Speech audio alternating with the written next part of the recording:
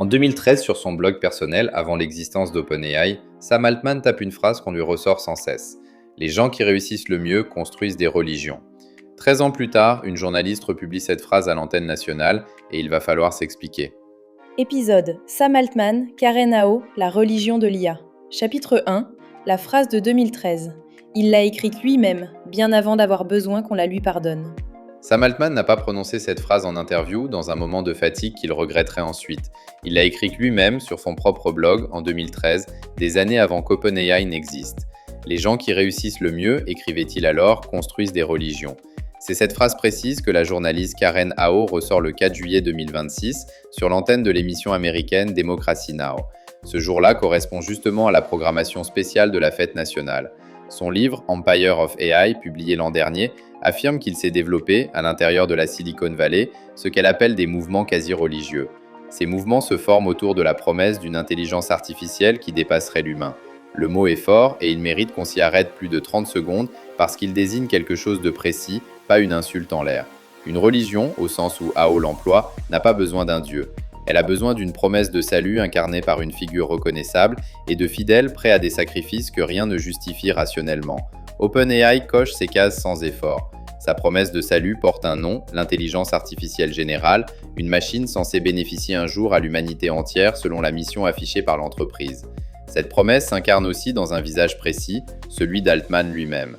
Selon des témoignages recueillis par le média The Information, spécialisé dans la Silicon Valley, des milliers de chercheurs acceptent un salaire souvent inférieur à ce qu'ils toucheraient ailleurs. Ils travaillent dans l'urgence perpétuelle d'une échéance qui recule sans cesse. Il y a d'ailleurs une ironie précise dans le choix de la date de diffusion. Democracy Now! Programme cet entretien le jour même où l'Amérique célèbre l'anniversaire de sa propre fondation. Ce pays, lui aussi, s'est raconté à l'origine comme porteur d'une mission providentielle. Le titre du livre de Ao ne parle d'ailleurs pas que de croyance.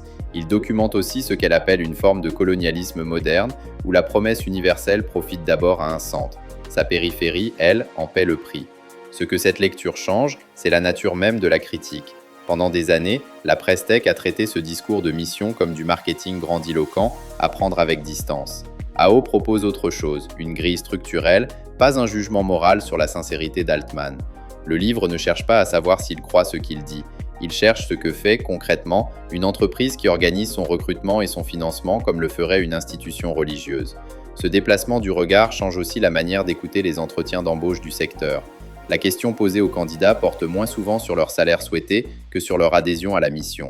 Aucun cabinet de recrutement classique ne pose une question pareille avec autant d'insistance. Alors pourquoi celui-ci le fait-il ? Chapitre 2, l'anatomie du mouvement. Il y a eu une fois une vraie église avec un vrai dieu de silicium. Ce qui frappe dans le travail de Ao, ce n'est pas la comparaison en elle-même, c'est qu'elle n'a même pas besoin de forcer le trait, parce que quelqu'un, avant elle, a déjà construit l'objet qu'elle décrit, au sens le plus littéral possible. En 2015, l'ingénieur Anthony Lewandowski, qui travaillait alors chez Google avant de rejoindre Uber, a fondé une organisation religieuse enregistrée sous le nom de Way of the Future. Sa mission déclarée, développer et faire reconnaître une divinité fondée sur l'intelligence artificielle. L'organisation a cessé ses activités en 2021 sans jamais avoir approché son objectif. Ce n'est pas une caricature inventée par une critique hostile, mais un fait juridique, une fondation religieuse déposée sous un nom précis. Elle a été financée par un ingénieur qui en avait largement les moyens et le carnet d'adresses. Et Lewandowski n'était pas un marginal qu'on pouvait ignorer. Il avait vendu sa start-up de camions autonomes, Otto, à Uber pour plusieurs centaines de millions de dollars. Il a ensuite été condamné en 2020 pour vol de secrets industriels au détriment de Waymo. Une grâce présidentielle de Donald Trump lui a rendu sa liberté en janvier 2021. Un ingénieur au sommet de sa crédibilité technique a jugé utile de fonder une église pour son domaine. Cela en dit long sur la porosité, dans ce milieu précis, entre ambition d'ingénieur et vocabulaire de prophète. Le reste du mouvement, plus discret, porte un nom académique, Tescreal. Ce sigle a été forgé par la chercheuse Timnit Gebru et le philosophe Émile Torres pour désigner un cluster de 7 courants voisins, de l'altruisme efficace au long-termisme.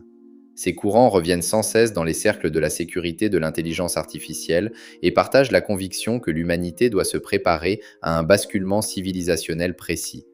Ce cluster n'a pas d'église déposée au greffe, mais il a des prophéties datées, elles, bien réelles. Altman a lui-même évoqué une intelligence artificielle générale atteignable d'ici 2028. Cette date, aucune donnée technique ne permet de la vérifier aujourd'hui, mais des milliers de personnes organisent déjà leur carrière autour d'elle, comme s'il s'agissait d'un fait acquis. Une prophétie invérifiable, avancée par le fondateur, suivie par les fidèles, c'est exactement la mécanique que Hao pointe. Chapitre 3. Ce que la religion explique vraiment. La foi coûte toujours à quelqu'un, rarement à celui qui la professe. Voici où la comparaison cesse d'être une image et devient un mécanisme économique. Une mission qui promet de sauver l'humanité justifie, en interne, des arbitrages qu'un simple objectif commercial ne justifierait jamais. Elle permet de payer un chercheur en dessous du marché en misant sur l'attrait de la cause plutôt que sur le chèque. Elle sert aussi à lever des capitaux, à une valorisation déconnectée du chiffre d'affaires actuel. Les investisseurs, eux, achètent une trajectoire civilisationnelle, pas un bilan comptable. Selon des estimations reprises par le Wall Street Journal, OpenAI se valorise aujourd'hui à plusieurs centaines de milliards de dollars, alors même que l'entreprise n'a encore jamais dégagé le moindre bénéfice net sur un exercice complet. Un tel écart entre le prix payé et le résultat produit se justifie rarement par une feuille de calcul. Il se justifie par un récit, et un récit de salut collectif emporte l'adhésion plus sûrement qu'une projection de trésorerie. Et cette fois permet, surtout, de faire payer le coût réel ailleurs, loin du siège social. En janvier 2023, le magazine Time révélait qu'OpenAI avait fait appel à des travailleurs kényans employés par un sous-traitant nommé Sama, payé moins de 2 $ de l'heure. Leur tâche consistait à trier des contenus toxiques destinés à entraîner les filtres de sécurité de l'entreprise. Le livre de Hao reprend ce dossier, aux côtés d'un second, plus contesté. Il concerne des projets de centres de données accusés d'avoir cherché à capter l'eau douce de communautés chiliennes déjà fragilisées par la sécheresse. Hao elle-même a dû nuancer cette accusation après la publication du livre sur un point précis de consommation d'eau. La charte fondatrice d'OpenAI, document public depuis la création de l'entreprise, contient d'ailleurs une clause qui ressemble, elle aussi, à un texte religieux plus qu'à un contrat commercial. Elle prévoit que si un concurrent approche l'intelligence artificielle générale avant OpenAI, l'entreprise cessera de le concurrencer pour l'aider à réussir en premier. Aucune société commerciale ordinaire n'écrit une clause pareille dans ses statuts. Elle ne traiterait jamais l'arrivée d'un produit comme un événement eschatologique qui rend la concurrence elle-même obsolète. Aucun de ces deux dossiers, ni le sous-traitant kényan, ni le projet chilien, ne figure dans la promesse de salut. On ne les trouve pas non plus dans les billets de blog sur l'intelligence artificielle générale bénéfique à l'humanité. Ils apparaissent dans les marges, sous-traités, loin des projecteurs, exactement là où une religion place traditionnellement ses sacrifices, à distance de l'autel. La foi dans la mission ne change rien à la réalité du coût. Elle change simplement qui accepte de le payer sans poser de questions et qui ne le voit jamais.